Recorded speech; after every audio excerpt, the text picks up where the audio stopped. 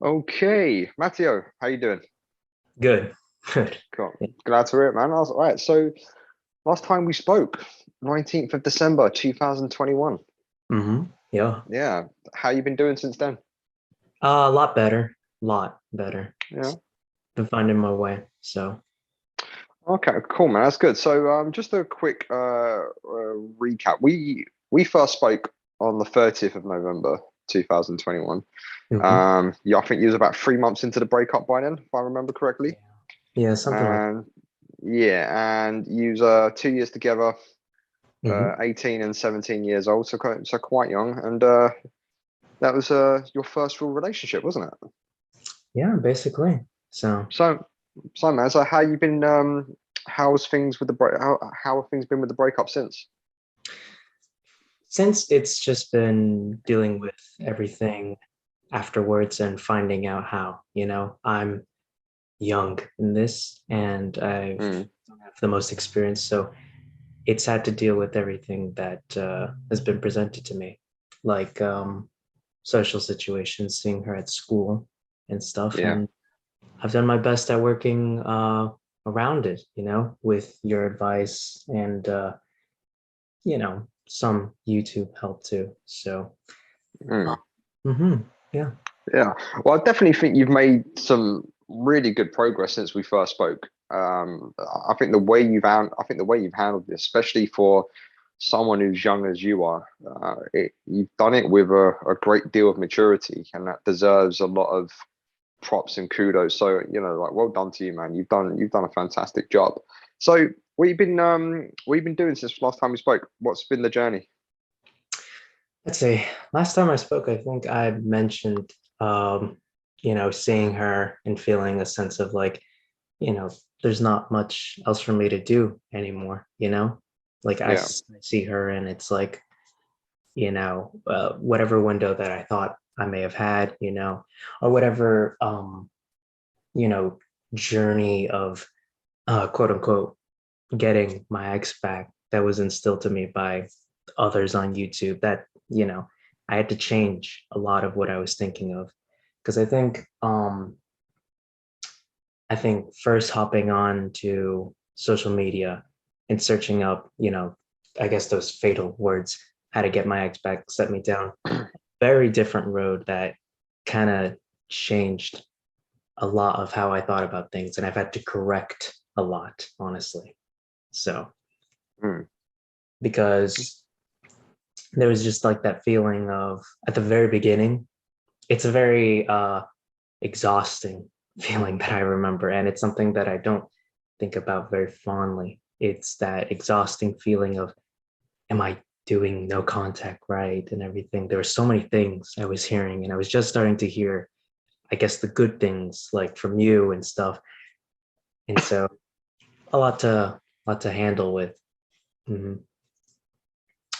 But since then, I think I think I've got a good numbness going on for the rest of the school year. It was I see her and I remember what it was like seeing her like locking eyes. It would just like ruin the rest of my day. I would get home, I would just think about it the entire rest of the day. Like I would be thinking about, wow, I look at her once, we lock eyes once, and it's like my day has just been completely turned into that. I'd get like a genuine shock in my body, like a jolt. But like second semester, a little into second semester, I would take notice of how I acted differently. I knew I had other things in my life. And that was a big part of it too. It's reconstructing my life because, you know, being someone, being with someone for 2 years from the very beginning of school. And I mean, like, we basically started dating before school started, just a week before, because I saw her at a little, like, before school starts, meet your peers things. And I saw her there. So she was basically, we were basically together since school started. So this was like my first time being without her in that sense. I remember putting myself in a position where I didn't need anyone else, you know, I just needed my girlfriend. So I had to reconstruct a lot in my life. So, Mm. mhm. Yeah, man. That's yeah. Get us that. Yeah, that's tough, man. Because at that at that tender age, I mean, you're discovering a lot of things anyway. Just going through school, going through life at that age. So, what was that journey like? Reconstructing that, trying to get you back. What was that like? It was hard because there was almost a secrecy to it. It was like I couldn't tell anyone what I was going through. Um, I just didn't. Maybe I could have, but I didn't. Mm, And you know, but I took it as like motivation, I guess. It's like I don't have her anymore. We got to do the right thing. So I made friends. And I'm happy to say, like, even when I thought like this is good, it got better with friends, with my social life, with good. my life in general, because I needed to focus on a lot of things. My grades were going so down when this all started. I could not concentrate for the life of me. I needed to just leave the class and like think about it. And it was very embarrassing for me. Like I was in a position where I thought no one else is going through this. And but anyway, I enrolled in a lot of things. Um, the technical theater. I made a big effort to change like my outlook on life too. So, and yeah, I think I put a lot of good feet forward. And now I don't know. I think I really made the best of my situation. That's very clear. But Yeah, man. I also think it's important to say though, it's like, I don't like to bury my emotions either, which I feel like I must have done because the second summer started, which is one of the, main reasons I, you know, made contact with you again. I was doing Yeah. really good. I had things happen to me still, but I didn't feel that need to tell you about them because I was like, I can handle this. Let me figure it out. And I did, you know, it grazed over me. Second summer started, there was no one else around, no friends. I mean, there's friends, but it takes the effort to see them, make a date, whatever. It's not going and seeing them. I realized this is suddenly really on my mind again. Like it's almost like when I told you how all the holidays passed and I was having a great time. I was making the best of it. And second New Year's ends, it's like, second all the holidays ends, it's like, then it hits me. This all passed and I didn't hear a thing, you know, Mm, that kind of stinging feeling. So yeah. I understand it's completely natural. It's just like that times, the school year. So I sent you something saying like my mind is starting to think, what about friendship? What about, I don't know, seeing her again? Just being very curious. So, Mm. you know, If you were to reach out to her right now and just say, hey, look, it'd be great if we could just catch up as friends. Do you think you would be doing that with the intention solely just to be friends, or do you think maybe there might be subconsciously somewhere deep down in your brain there might be like a subconscious desire to still see if you could reconcile? definitely I I would want myself to stick to what she says, be responsible. But it's embarrassing, but yes, I think there would be something because there's something still there that says 2 years. There's a very certain feeling because it's like you said, there's no chemistry like the chemistry you share with your partner, you know, Yeah, a lot of great friends, but there's something very different yeah. with a partner. And I haven't had anything like that since. It's been a year now and I haven't dated anyone. It was choice, but now it's just like I'm not seeing any good options, you know. you know. And that's So and that's okay, man. If you're not seeing any good options that currently align with you, then staying single is absolutely the right choice. absolutely. And that does mean stuff like this will keep coming up, because we always remember the last one until the next one comes along, kind of thing. And your brain is always going to go back there on those days where you have a bit of downtime to just sit with your thoughts and reminisce on the past. That's always going to come up, and that's the breakup relapse basically. And you can have many of those, and I think they do. The feeling of that does decrease over time. But I've been reading some studies lately, and some of these studies would suggest that it can take some people up to 4 years to be fully over their exes. Now, I think that's quite an extreme time frame Mhm. for most people. For most people, I'd say for most people, if it's been an intense relationship, I think it could. I'd say probably the average is anywhere between a year and 2 years, depending on what you're doing, and it makes perfect sense because it's summer. You said like it's hard to connect with your friends right now, so all of a sudden you're finding yourself with a lot of spare time, and it's great being busy. That's a good thing. But what can actually happen? We can actually end up suppressing how we feel by being too busy, and then when we're less busy, those feelings ultimately catch up with us. And maybe that's what's kind of happening now. Do you think that's a fair assessment? Yes, yeah, but it's not the worst feeling. I get it, and not I'm not getting in the gutter, but I realize I'm I'm very aware of what I'm feeling. I'm like, oh, Mm, I realize how I don't want to say numb, but I guess numb would be the word. How numb I was getting towards the end of school, but that's not bad. I was doing really good for myself at the end of school. I still am. Like when I actually do make plans with people, I forget that I have the spare time that I'm using to kind of think about this. mm. And back to the topic that you said, about if she were to reach out, I that's just like the question sometimes in my head. It's like, what if she did? That's like a good way. I guess I always frame where I am because that's kind of been the question since the beginning. What if she reached out? And it's like a waypoint to know how I would respond every time.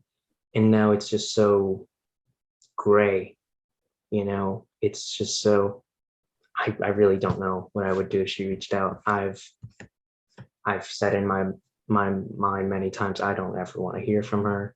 I've said in my mind many times like I would love to hear from her. It's so gray. So who knows? Maybe I could want something again because, well, I feel like that would be somewhere very deep, but not a very logical thought. Because very logically speaking, I would think it's not wise. I I realize my affection for this person because she's almost like my childhood. I want to say she's Yeah, she's you a good think portion of my Yeah, past. you think about it. Given how young you are, she is a significant percentage of your overall life. Hmm. So, like, so if that was me, for example, I'm 38, so I'm a good deal older than you, which makes me feel like a granddad now. Thanks, mate.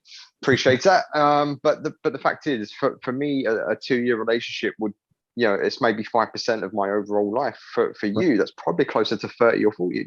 Maybe 30% of your overall life is, and she's actually a very significant part of those development years that you're currently going through.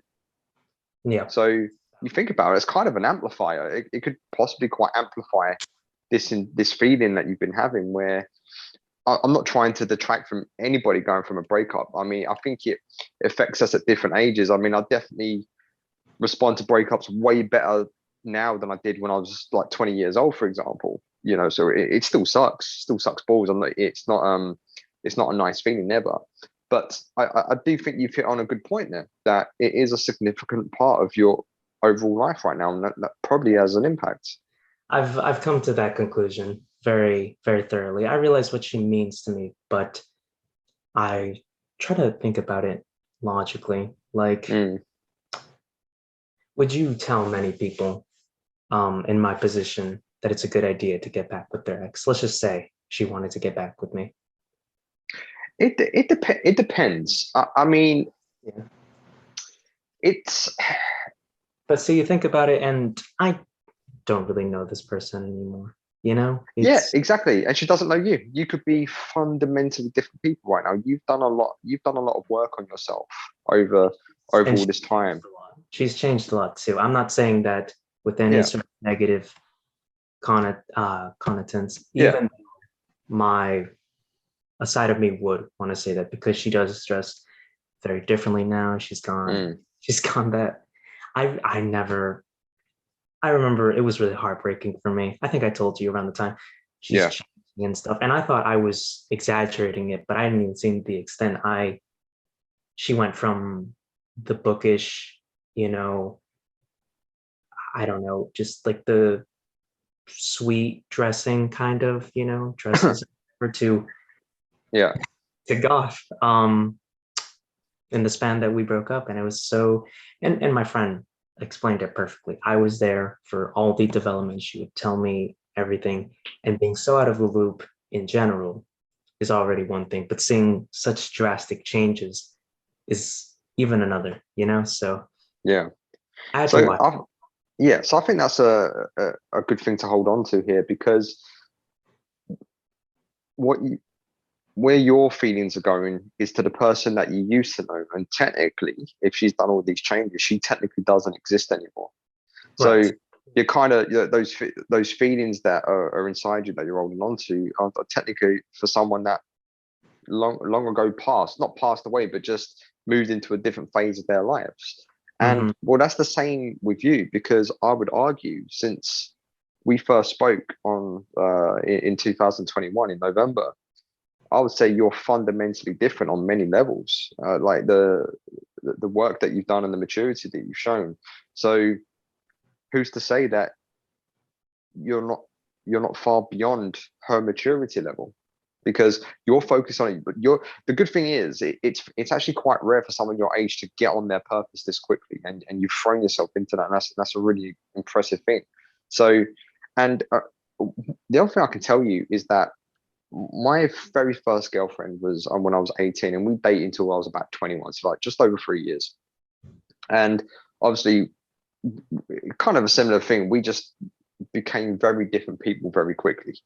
And I was very insecure. She was very insecure. But I look back on that relationship, and okay, there's been a significant amount of time. And I look back on that relationship with actually a great deal of fondness, and that taught me so much, because it actually put the foundations in place for me to say, right, okay, I royally messed that one up. This is what I need to do to be better. And okay, I messed the next one up, and the next one, and the next one, and the next one.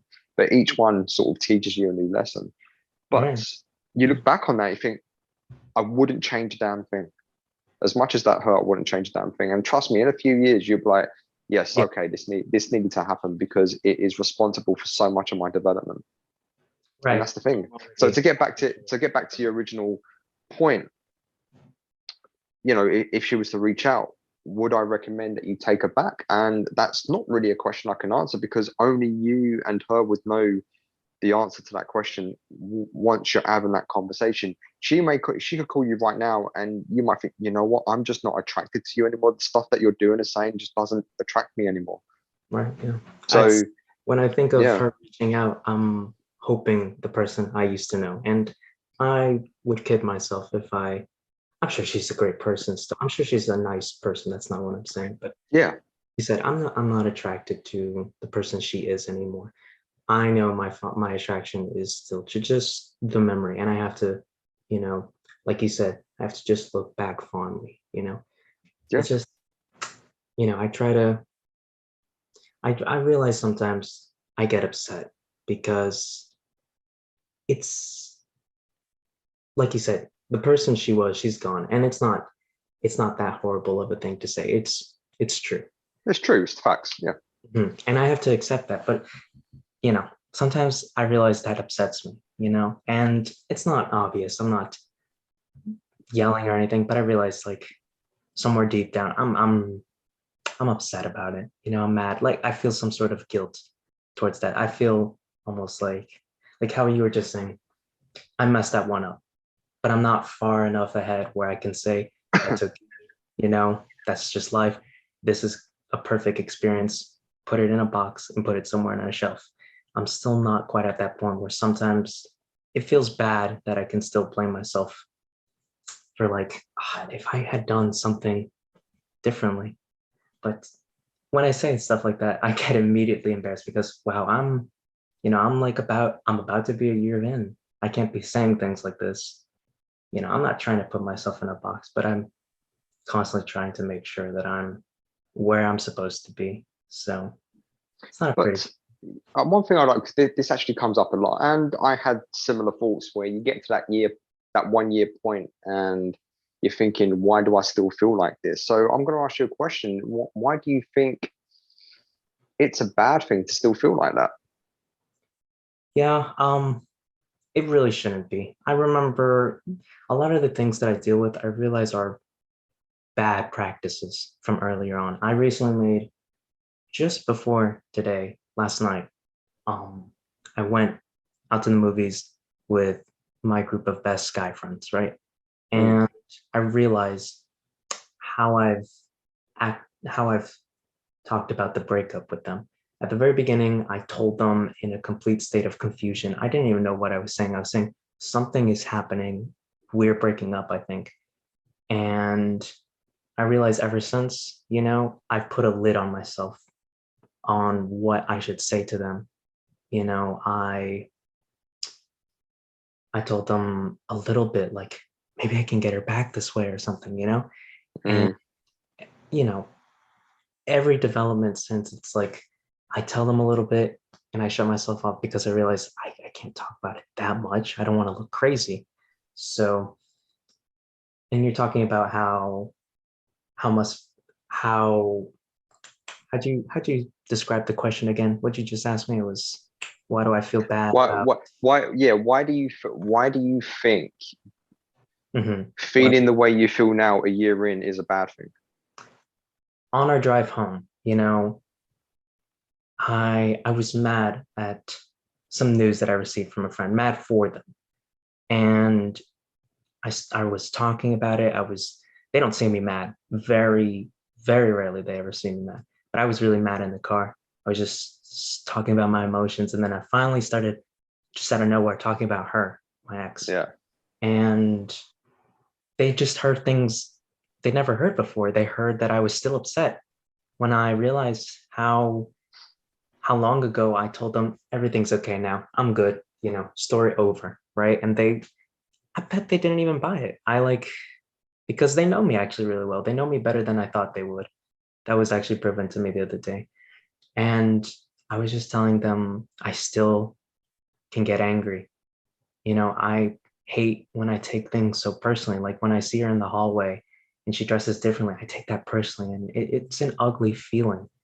mm, I told them I don't like how there's a part of me that takes these actions and I have to deal with them. I have to think logically. Like I get mad when I see her friends. What logic is that? It's just a spiteful feeling. I don't act on it because that's not right. But it's like feeling like that. I don't like it. It's an ugly feeling. And so I unveiled everything and they just said, it's okay. yeah, And they validated me.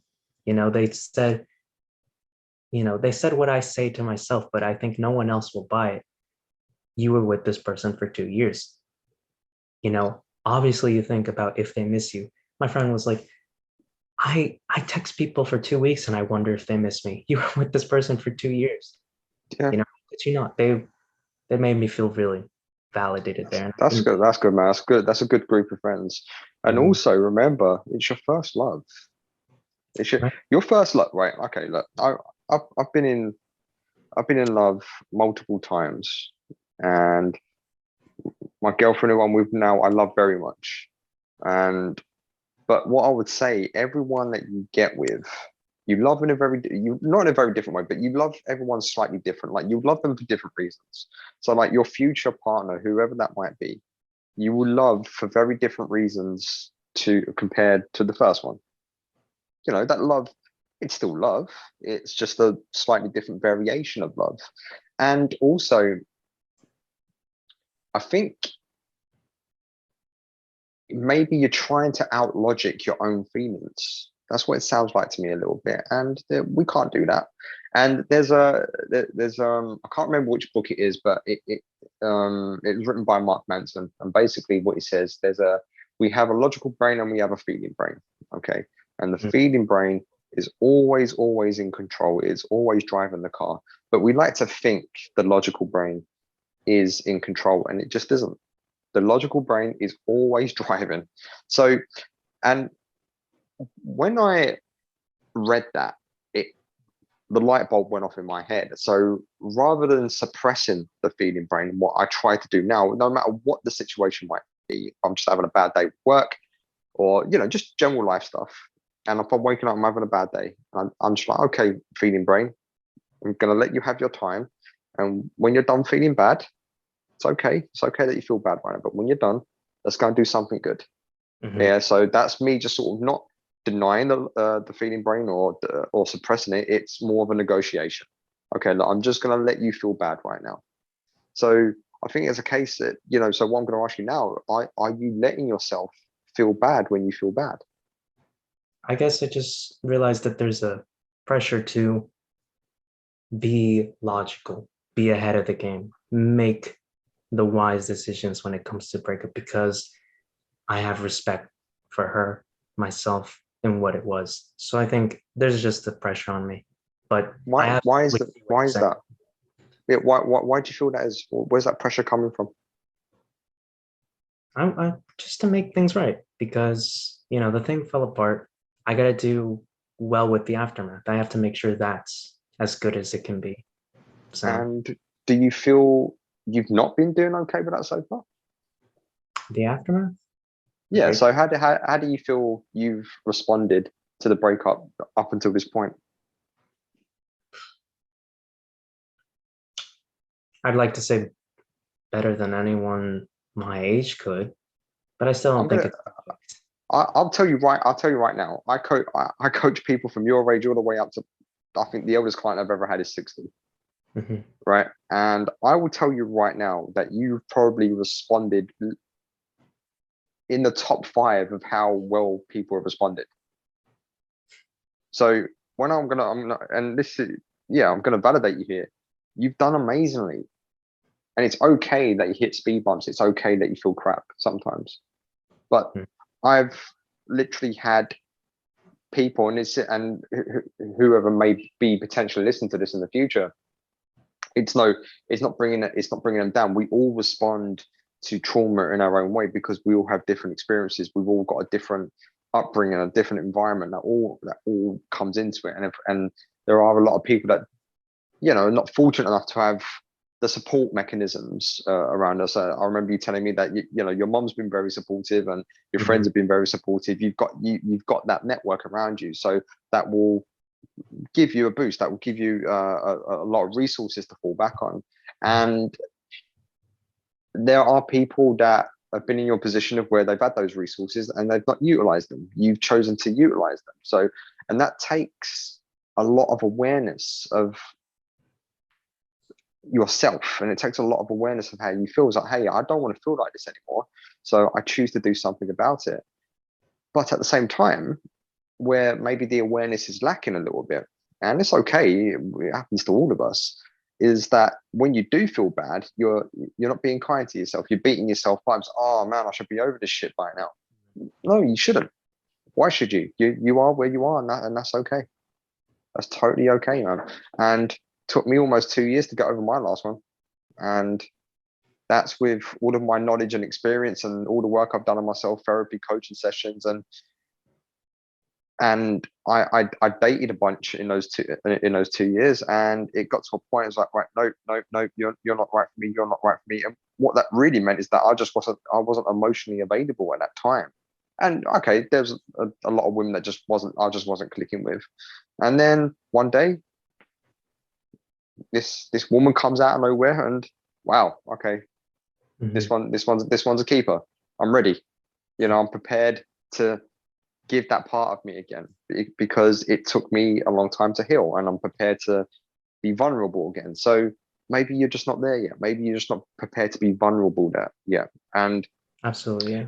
Yeah, and that's okay. I So just that want means to make okay, sure stay whatever stay comes single. along. Yeah, I Yeah, want to make sure whatever comes along isn't anything from the bottom of the barrel. You know what I mean? I just exactly. Thank you. myself, you know? Thank you. And you know, so many people, dumpers and dumpees, can very easily rebound. And hey, I've done that. I've been the dumper and I've rebounded in my life. I've been the dumpy and I've rebounded.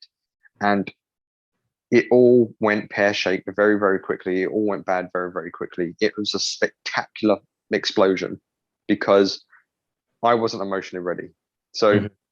now I've learned that mistake. It's like, okay, when if a relationship ends, I tell everyone, look, give it at least 6 months. That is the bare minimum. I think there should be a separation between relationships because it's traumatic. Mhm. It's traumatic, and trauma takes a long time to heal. And for you to say, right, okay, I choose to be single, no matter how difficult that is right now, no matter how bad I feel, I choose to be single. That, my friend, is strength. And so this is why I think you just need to take a step back and realize how well you're doing, because that is a powerful step. It's like, okay, no, I'm not prepared to give that part of me right now. That's still hurting a little bit. So I'm going to give it more time. So essentially what you're doing, you're giving your feeling brain time to heal. Your feeling brain is still somewhere in the corner saying, I'm not ready to come out yet. Please just let me get on with it. Please just let me do my thing. And yeah, you can certainly help that process by having these types of conversations and just saying to yourself, okay, I feel bad today. That's okay. And I'm going to feel bad today. So what? But tomorrow, I'm going to go and do something fun. And even that's just going for a walk, or I don't know, taking up a new hobby, or the numerous things that we've discussed in the past. So I think getting to that point of just, forgiving yourself, because you mentioned that you felt guilty when you saw her or you saw her friends. What did you mean by that? Why do you Guilty, feel guilty? guilty in a sense, like, why am I taking it out on them? You know, it. In what I way? In what saw, way are you? In what oh, way are you taking it on them? I never saw that. I never talked to them. I never said you make me feel angry or anything. But I realized I'm looking at this person who just is my ex's friend, and it's like I'm mad at her. Why? It's what for what reason? Um, I guess here is the reason. I remember both of them were goth, right? And I guess somewhere my brain wants to blame them, for Yeah. how she's changed. And I just know that's not the way. But you know what you said about the feeling brain and the logical brain, right? First of all, I'm inspired because I realize that's entirely what I've been dealing with. There's just been kind of two halves of me the entire school year, and I've been trying to make myself mostly the logical brain, but maybe that isn't what I need to do. I need both to just Hmm.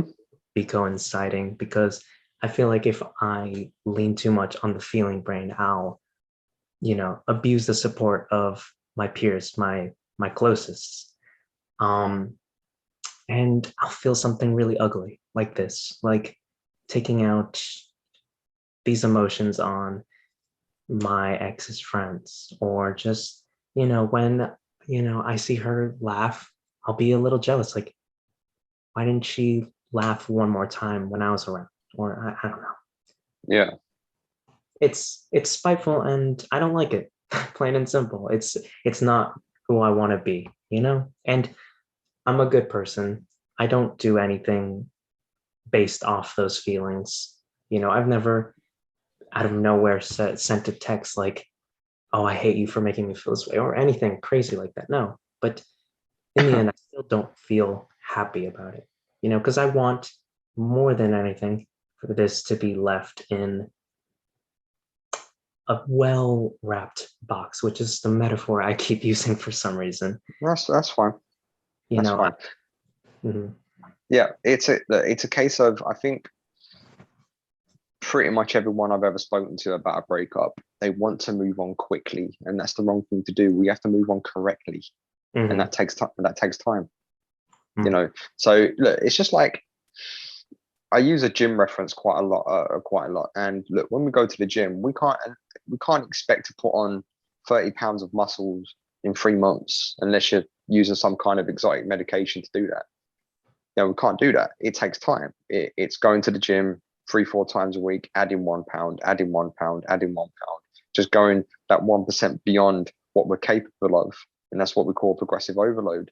And it's kind of similar with our mental health as well. We have to sort of step into that uncomfort zone. Now, with the physical pain, it's temporary. We get uncomfortable and it's only for a few reps, and the pain goes away as soon as you put the weight down. With the emotional pain, the uncomfort zone, that can last for a long time, and we have to sort of stay in that uncomfort zone for quite a while until we actually develop and grow. And it takes time, man. And it's just giving yourself time. So I think, my advice to you today would be is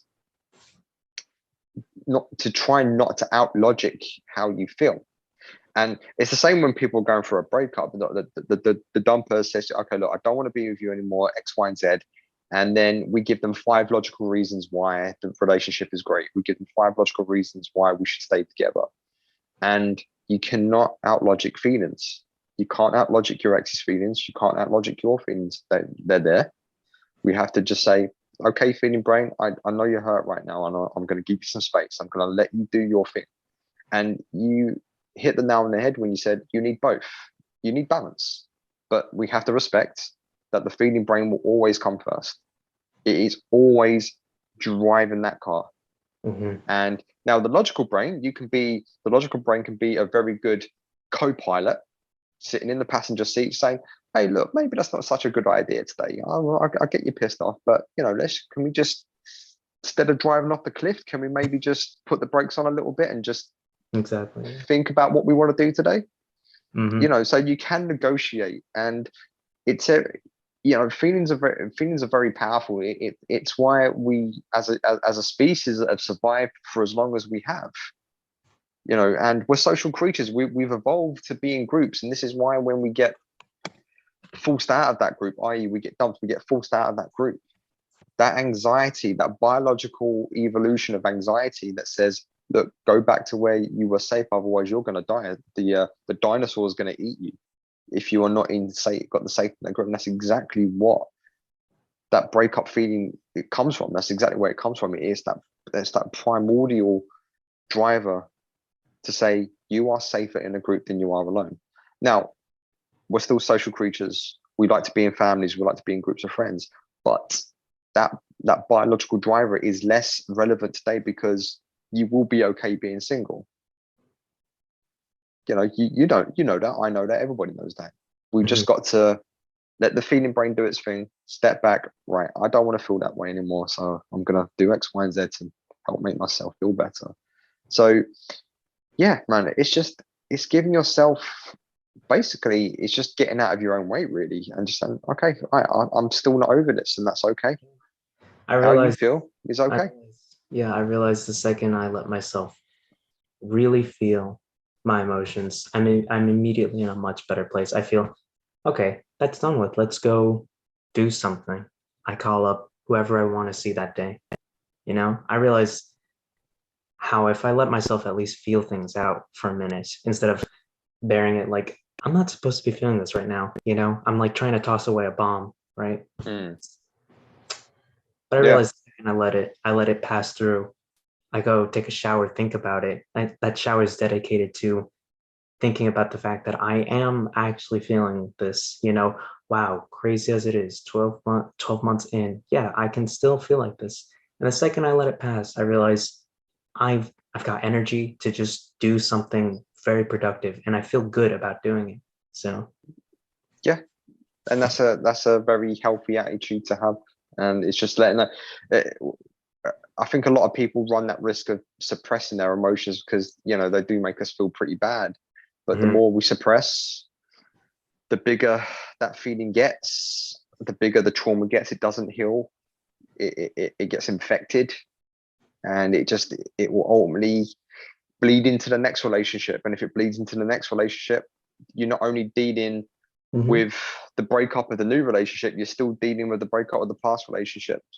And this is why I tell anybody that, because I would say a good portion of my clients, I'd say a good 60-70% of them, they say, oh, my ex is in a rebound. I'm like, let them burn, because I'm telling you right now that 9 times out of 10 that rebound will fail, and then they've got to deal with breaking up with you, and then they've got to deal with the rebound because they never dealt with breaking up with you because they outsourced it to the rebound. So sit back, get some popcorn, and watch the fireworks go off. That's it, man. I didn't Yeah, realize because how easy it is to suppress emotions, but yeah, I see what you mean. so it's so easy. It's so easy because anyone can do happy. Mhm. Anyone can do that. Not everyone can do sad, but the thing is, we have to know what sadness is to be happy. We have to process sadness, because the thing is, a lot of people think happiness is a destination. It's not. It's a journey. It's a lifelong journey, and progress is a journey with no end. So I always say to people, every 5 years, we're kind of different people. I'm different to who I was 5 years ago. You'll be different in 5 years to who you are now. And you'll look back on this version of you and you're like, wow, I can't believe I actually let myself go through that. But you had to go through that to be the current version of you. And that learns lessons. And then hopefully you've done the work, you've taken a step forward in your development, and you're in a better position and a healthier state to have that next relationship, and it'll be a better relationship, a more fulfilling relationship that may lead to marriage and kids and all the exes that come with it. Yeah. Also, what these kind of experiences allow you to do, it allows you to screen out future partners, because that is the singular most important thing. The fact is, we're all responsible for who we choose to lay with. We're all responsible for that. So we have to get good at screening out those who are not compatible or not right for us. And that's very difficult to do, because what can happen if we've been single for a while, people start taking anything that they can get. And as you said earlier, scraping the bottom of the barrel. And hey man, I've been there, I've done that. And when I did do that, that particular woman actually ended up cheating on me. So that was really scraping the bottom of the barrel. But lesson learned. Yeah, Won't happen again. Won't happen again. Yeah, there's shitty options in high school. I'll tell you that.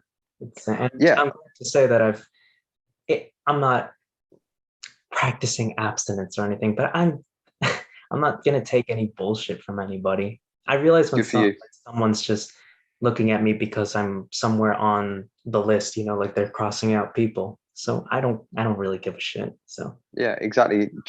Look, I say this so many times in my videos: choose where you give a fuck. And and that comes from the Mark Manson book, The Subtle Art of Not Giving a Fuck. And I recommend everybody to read that. Anybody that I talk to, go read that book, because that book, when people see it, it's like, oh, that's a bit of an offensive title. No, it's teaching you where to care. It's like, look, I can't do anything about what anybody else is doing. I've got no control. I've got no control of them. I can control what I do, and that's it.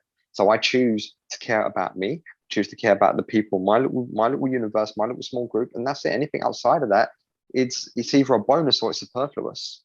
Nothing I can do. So it's good that, because I think, high school, I mean, we call it in the UK, we call it secondary school. Same thing. High school, secondary school means the same thing. And for me, it was a hugely difficult time. I was awkward. I had no confidence. I was the fat kid, and I had a horrible time. And I've literally come out. I literally come out that phase of life, and I think I can count maybe 2 people from that period of my life that I still in contact with today, who I still enjoy their company. 2 out of a school of out of a year. There was like maybe 1,000 students in my year, or whatever it might have been. So it's crazy, man. I mean, school for me wasn't a good time, and I look back on all the popular kids and all the good-looking kids and stuff like that. You go onto their social medias, they're a bunch of mutants now. Yeah, I'm telling you, man. And I'm like, I'm so glad I'm so glad I didn't get involved in that. I'm so glad that even back then I had the strength to sort of go my own way. And it sounds like you've got that same strength. And yes, it can be a lonely, lonely path sometimes. But trust me, the life of a wolf can be quite lonely. But I'd rather spend a day as a wolf than a lifetime as a sheep. Absolutely, man. and I don't concern myself with the opinions of sheep anymore. It's like, you can think what you think about me, couldn't care less. Right. It doesn't affect my life. So this is the same attitude with breakups. It's like, okay, right, you've chosen to leave. Okay, that sucks. I don't agree with this decision, but okay, you do you. I'll go and do me. And if you throw me to the wolves, I'll come back leading the pack. And that's the mindset. Right. And Yeah. you've got that mindset. That's good. You've just hit a bump in the road, man. You've had a bit of a relapse. That's what it is, and it's okay. But if you can effectively step back and just and grow that awareness, all right, it's a breakup relapse. All right, it sucks balls, but I know what it is. I know I'll be okay. And man, look, you're still in high school. You have got such an amazing journey ahead of you that you had so many experiences that you've not had yet. All right, I'm actually envious of you that you get to do all this. And yeah, there's gonna be some amazing times, and there's gonna be some shit times. There are gonna be times that you come across women that you're gonna fall head over heels in love with, and they won't like you back, and that will suck. And then there's going to be women that fall head over heels in love with you, and you're not going to like them back, and you're going to feel guilty because you can't return those feelings. And then one day, someone out of nowhere will just come along, completely knock your head off, and you're like, oh my God, wow, you are amazing. And but before you get to that point, and this is somewhat of a maybe an epiphany I've had over the last 2 years. A relationship should be the most inconvenient thing in the world to anybody. And I'll tell you why. Because you should love your single life so much that it's actually inconvenient that someone's coming along and disrupting that. And you're like, ah, crap, now I want to spend all my time with you. And that's kind of a conversation. It's kind of like a conversation I had with my girlfriend. I'm like, okay, cool. Like, yeah, I know you like me. I like you as well. But, my single life's pretty great. Convince me not to be single. Yeah. What are you bringing to the table that enhances my life, not detracts from it, not replaces my life. You enhance it, and that's what it is. And Yeah. you're doing the right thing. You're doing the right thing, getting your foundations in place. And that means being single, that means being alone sometimes, and yeah, it sucks sometimes, and it means remembering the past.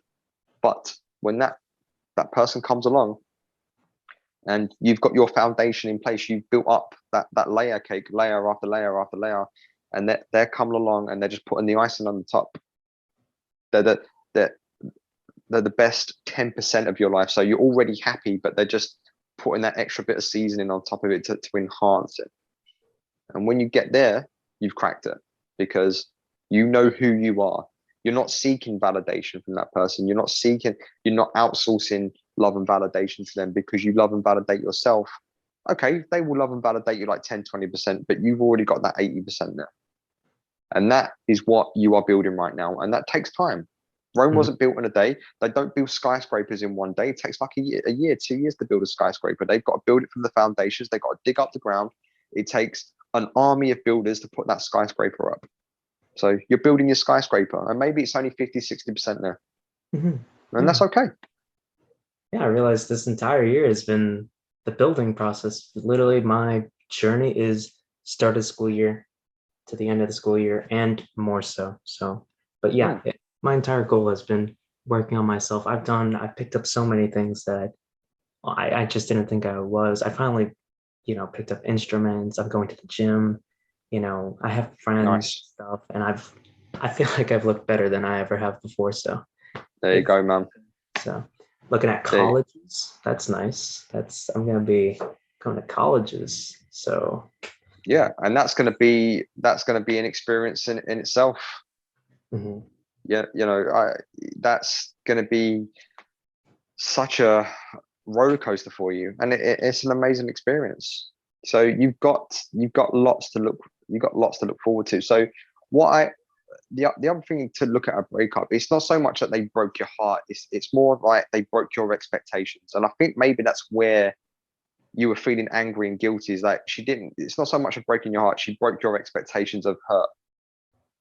That's probably where that disconnect is. Like, why am I feeling angry about this? Because you've got an idea of her in your head, you've got an expectation of you in her head, but this is where we can go wrong. And this is what people can end up doing is that they're more in love with the idea of that person than that actual person.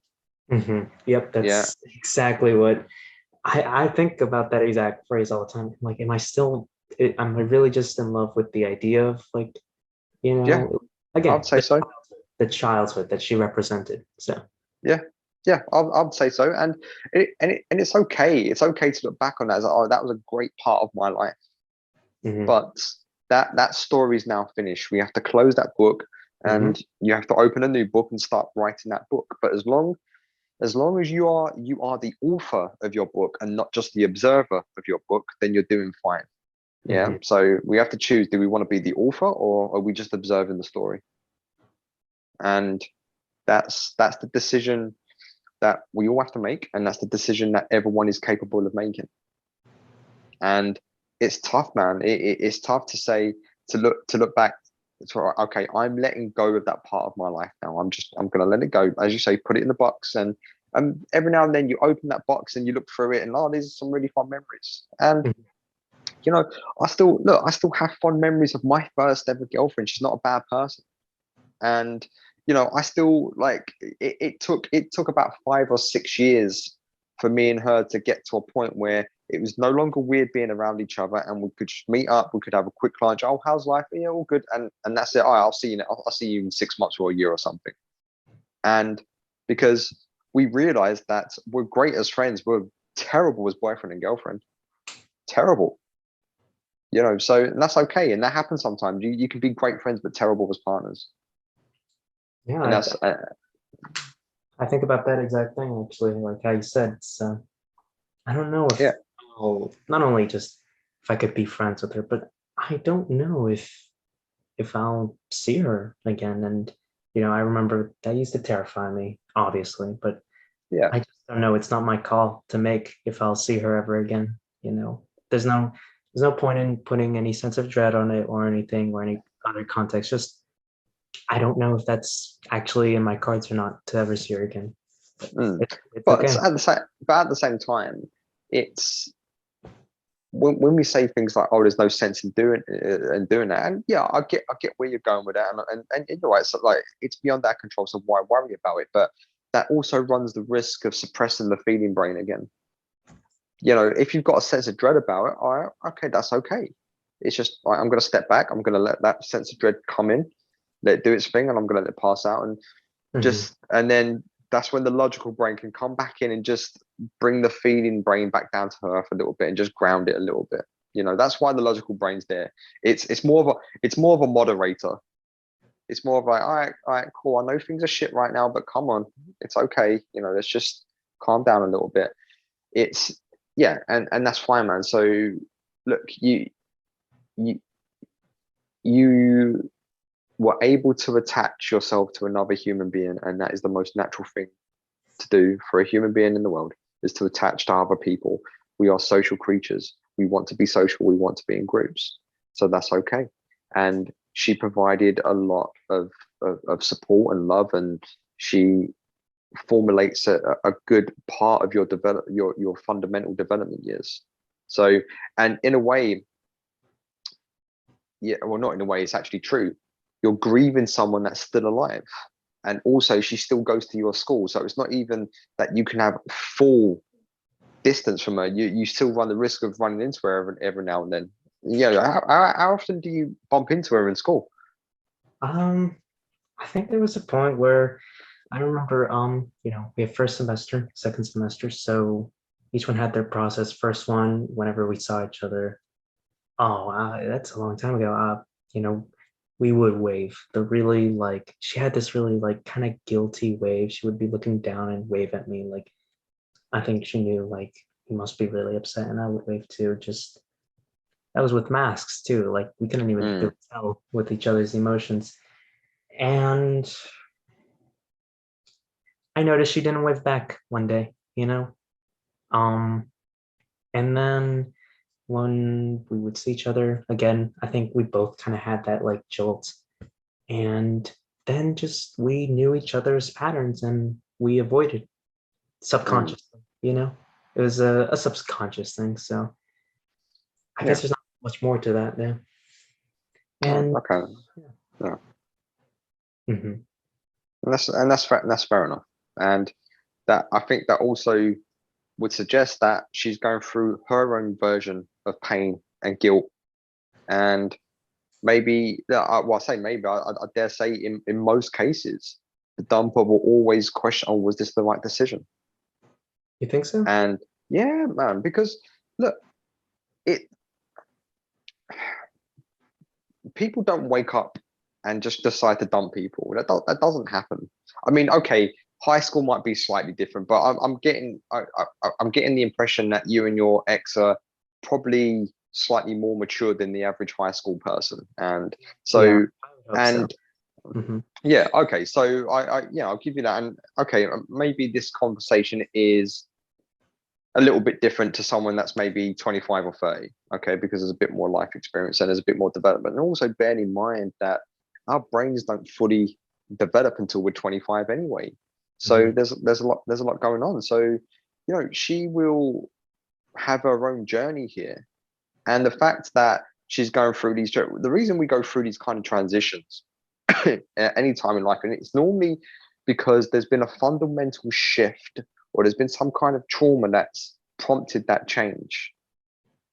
Something's happened internally to prompt that change, and so that means there's a shift in feelings. There's a shift in, oh, okay, I don't know what I'm doing. Am I making the right decision? So there's all that. There's always that second guessing. We As don't forget. Yeah, her own identity as well. Honestly, that's always been yeah, my assumption. So yeah. So there you go. And it's okay for that. It's okay for them to do that. That she's on her own journey. You're on your journey, and those paths just don't align right now. We mhm. don't forget. We don't forget anybody that we spend a significant amount of time with. We do not forget. And I'm talking even about work colleagues. You don't forget them. I spent a significant amount of time with people that I used to work with 10 years ago. I haven't forgot them. I didn't have any intimacy with them, but I haven't forgot them. I haven't forgot people that I knew in high school. I still remember them sometimes and some of the silly crap that they used to do. Yeah, see, you're never forgotten. She will have her own box of you somewhere in her little, reservoir of memories. Mhm. And no doubt, look, you're not bad people. She'll look back on it with fondness and say, oh, maybe she'll think, oh, that was a shame that didn't work out, but it was the right decision. Mhm. Because you guys, especially at your age, you guys go through rapid changes. It's not even a 5-year thing. Sometimes it's every 6 months. There's rapid changes here. And yeah, man. But look, I want you to give yourself just give yourself a bit more kindness. Be kinder to yourself. And you've done a great job. You really, really have. You've done an amazing job. And this is just the next step. The next phase, right? So you're moving into a new phase of it now. And the fact that you're having these bad times and you're having these down times and everything like that means you're healing. We do our best healing in our worst pain. And that so when we're getting a bad feeling, that's our feeling brain trying to heal, trying to, okay, look, let's move past this. So as long as look, you're sticking to studying, you're working out, you're meeting up with your friends, you're finding new hobbies. You could have easily started heavily drinking, doing drugs, going out and doing silly shit, but you chose not to. That, my friend, takes a lot of strength, and that's truly a sign of an individual. I don't care how low this is, I will do my own thing, and that is what will separate you from the rest of the average bear, because you will stick out, you will be successful in anything that you do, and this will you're paving the way for future healthy relationships. So yeah, you got to take the pain now, just like we're in the gym. We have to take the pain today so we can look and feel better tomorrow. And it's the same with the mental health. We've got to take the pain today so we can make better decisions tomorrow, so we can attach to healthier people tomorrow. And you're on the journey. It's just going to take a bit longer, man. So give yourself time. That's the secret ingredient. It's time. So does that make sense? Yeah, yeah. I Okay. just sometimes I guess I wondered if I really needed more time, but that was just it. You know. Yeah, it's time, man. And it's time, and it's always okay to say, I feel how I feel today. that's okay. Hmm. And that's it, man. And that, yeah. Yeah. There's still things I should address. It's like I have, most of her photos hidden away, but there's still uh, things I wonder if I should delete or not, because I remember I still have the playlist that we shared together. I'm like, Mm. delete that. And it's just stayed there for so long where it's like Yeah, man. I don't know, should I? That's your call. I can't really advise you on that. I can tell you what I do in these kind of situations. I have kind of like and this is just me. This isn't any advice on how to deal with a breakup. This is just me and how I deal with breakups. I typically have kind of like a scorched earth kind of policy. I will get rid of anything associated with that person. And the reason I do that is because it's too damn painful to have that stuff around me. But that's me. Mhm. Yeah. I- So mhm. yeah, yeah. So that it's individual, man. One thing I would say, if it's preventing you from moving on, then the cure is becoming the disease, Right, and that's, then yeah. you got to make that decision. Right? Okay, well, I've got to pull the plug on this because it's too painful. I So always think it was too little to acknowledge, but it's like I have, everything physical in my room that was from her. That's actually in a box put somewhere mm, away with her name on it. Perfect. It's things like, I went through my entire camera roll, took all her photos, hid it, but then there was that shared play that damn shared playlist that like a lot of the breadcrumbing came from. It's still there. Like I have to pass by it when I'm scrolling on my photos app. It's like, should that be there? And I'm just how does it make you feel when you come across it? like in there's a couple more photos of my ex that I could, it's actually a little worse than that, because I remember that is some, right after the breakup. That's where breadcrumbing happened. That's where she broke up with me. And then, she was very confused. She didn't know how to deal with it. She still was very much in love and missing me. And, she was trying to help me because I had like lost everything on my phone a little before we broke up. And so she was just putting a bunch of pictures there to, so I can recuperate. And every couple photos of something, she would put something like, and this was after the breakup, she would put, I went to eat at Olive Garden.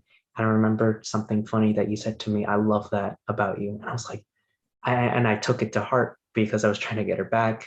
I remember what that kind of stuff means to me. And I remember a little afterwards too, she would post a photo on there of like us one time on a date, like a picture we put together, like no connotation. I was just like waiting to see what would you say. She would put happy birthday when it was my birthday in October. Uh, couple maybe 4 months after the breakup, and I remember she had left the thing before I got the chance to say, "Oh, hey, I didn't see this. Thank you." Like trying to play it cool. So you know what? It's not good to have it there. I remember what that means. It's kind of an ugly feeling. Yeah, I remember those really confusing what is going on feelings of the breakup. So yeah. Yeah, and there is a possibility that maybe that's hindering your progress a little bit. That is a possibility. And sometimes, look, man, look, if this is going to sound like a bit of an extreme example, but please forgive me on this. Look, if someone's got a cancerous tumor and the surgeon's like, look, we've got to remove this tumor and it's going to take some of the good tissue with it. Well, that's okay because it's going to save your life. So we've Mhm. got to sacrifice a little bit of the good to save the body, basically. And maybe that's kind of the same thing. Maybe you just like it's going to be painful for you to do that, but once it's gone, and you can. All right, you're not because it's kind of like you kind of carrying this around. You're literally carrying this around with you because it's on your phone. You're literally carrying that around with you as this heavy weight. And you're like, oh, I don't know if I should get rid of this. The fact is, look, no one can take those memories away from you. It's just that if you think about it, all right, when you really break it down, I was like, okay, it's just a playlist. There's other, I will have other playlists in the future, but that's your call. That's your call. But the only thing I put into there is, look, if it's affecting your progress, if it's affecting your mental health, then it needs to be gone. That's the only thing I would say. But I'm not going to say, oh, right, you should do this. I'm just saying you have to remove the things that are affecting your progress. I feel like I've just been That's waiting to tell you about it so I can make the decision, because I know it's definitely a case of it's becoming a sickness having that on there. And I've always figured it's just so small. It's just one, share photo thing and one playlist. But I realize I run the risk of going into those, looking at how I felt then, going into the playlist and seeing the music, and it's like it's almost scary to me. yeah. So Sometimes, man, look, we have to step out onto the track, and you have to face what's coming. mhm.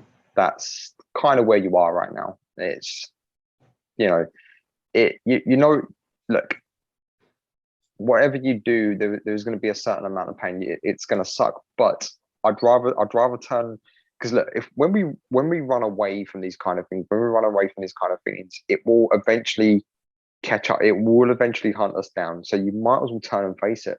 Face the pain now, so you can feel better tomorrow. That's the best advice I can give you. Is not to run away from the pain. Is to turn and face it, because that's when it starts healing. We run away from pain because it sucks. That's it. That's what the pain it keeps us safe. When our foot starts hurting, that pain is there to say, right, well, look, don't keep doing what you're doing, because you're going to really mess your foot up. You need to rest. That's why the pain's there. It's a warning system at the end of the day, and it's same with the emotions. But what happens when you hurt your foot? Right, any physiotherapist will say, well, look, we've got to do this and we've got to do X, Y, and Z to make this better, but you still got to walk around on it, because if you don't walk around on it, the foot's going to go bad and it will get worse. So you've got to take the pain. And it's the same with our exercise and our emotions, is that we have to use them to be good at them. We have to keep that healthy by accepting that they're there. The pain's there, the sadness is there, the depression is there. That's okay. It's just how we deal with it, and that's where you are, my friend. And you're going to be fine. I promise you that. I mean, you are fine already. You're moving into this next phase, and it'll be fine. Okay, Matteo, I've got to start preparing for my next call in about 15 minutes now. So did you get everything you needed from today? I really did. I mean, it was great talking to you again. Like, I didn't think I'd get the chance likewise. to do this again. Like, I figured, like, it's no problem if I don't, but this was great. Like, I remember how good these were. So well, I'm glad, man. Look, it's my pleasure at the end of the day, and I'm just what I say to anybody. Look, the best thing you can do is get well. That's the best thing you can do, and I'll be the happiest man on the planet. Is get well. Is get from where you are today to where you need to be in the future. Okay, and that's what you got to do, man. But you've done amazingly well. You really have. I want you to really acknowledge and appreciate how well you are doing. But at the same time, you can also acknowledge and appreciate, all right, I'm having some bad days sometimes. And yeah, it's frustrating. It's anxiety inducing, and it's scary. I get it. It's okay. But you're doing fine, man. But look, listen, keep doing what you're doing. You'll be fine. Keep me updated as well. Drop me an email every now and then. Just let me know how you're getting on. right. And and we can catch up. We can catch up sometime in the future. Okay, all right. Enjoy the rest of your weekend. I hope you have fun, whatever you do. Thank you. And I will speak to you soon. All right, man. See ya. See you All right. around. So Okay. take it easy. See you later. Bye bye.